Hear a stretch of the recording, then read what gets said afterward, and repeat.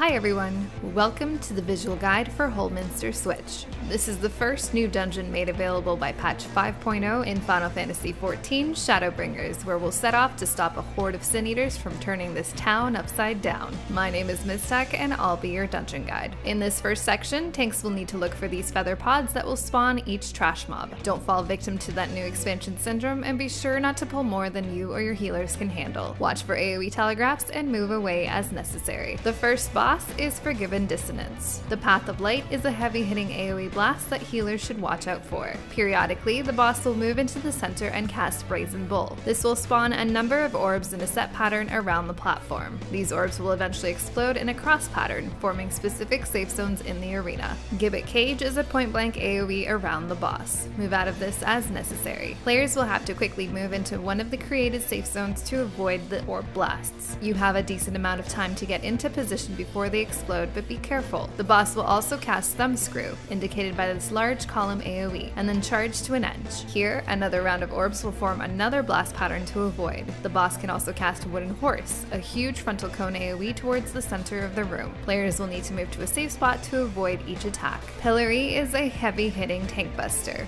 Cooldown, shield, and heal through this as necessary. At this point, the mechanics will repeat with varying and overlapping patterns of Brazen Bull orbs, but the general idea remains the same. Dodge the orb explosion telegraphs and all the overlapping vast AoEs and you'll be fine. This will continue until the boss is destroyed. In the next section, the trash pulls are relatively simple and you'll have no problem farming some kills. The second boss is Teslim the Forgiven. The Tickler, true to its name, is a heavy-hitting tank buster. Cooldown, shield, and heal through this as necessary. Scold's Bridle will deal high group-wide AoE damage that should be healed through. Fevered Flagellation will mark up all 4 players with the number 1 through 4, marking the order in which the boss will jump to each of them and deliver her attack. To avoid overlapping damage, players should spread away from one another. Exercise will place 4 circle AoE telegraphs on the platform and mark up 1 player for the stack up marker. The group will need to stack up to share this initial damage, but beware, wherever you stack up for this attack will add another puddle onto the ground, along with the initial 4 AoE puddles, which will persist for some time. This will limit the amount of safe space on the platform for the next Fevered Flagellation, and players will have to be careful to move away from one another as much as possible, given the lack of space. All of these mechanics will repeat until the boss is down.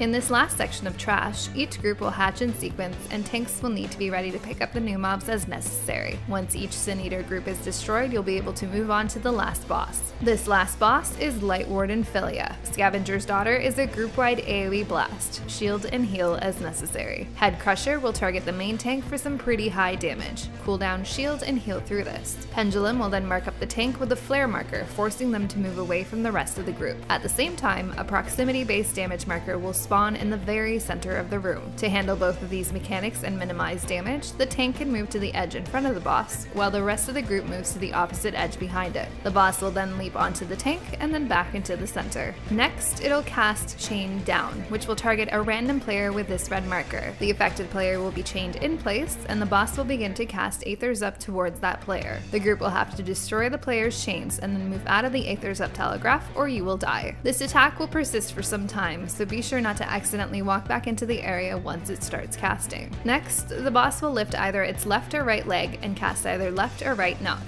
Players will need to move to the opposite side of the lifted leg to avoid heavy damage and debuffs. Taphophobia will mark up all players with these pink AoE circles. Move away from each other to avoid overlapping damage. Into the Light will target a random player for this lineup marker. The group will need to line up with the player to share the damage. The boss can also leap into the center and begin channeling Fierce Beating. During this combo of mechanics, the boss will turn in one direction, beating the ground in front of him and causing shockwaves to move out in a line away from the center. At the same time, the boss will tail swipe and his hitbox is covered in dangerous poop. The group will need to stay on the one side of the boss, moving with him as each attack is unleashed to avoid damage. This is slightly easier to do on the right side of the boss, so if you can pre-position in advance, I'd recommend it. This mini phase will continue until the boss has made one full rotation of the platform. All of these mechanics will repeat until the boss is down. And there you have it, Light Warden number 1 down. If you have any questions or comments, please let me know. Up next, we'll deep dive into Dawn Meg. As always, thanks for watching. Till next time.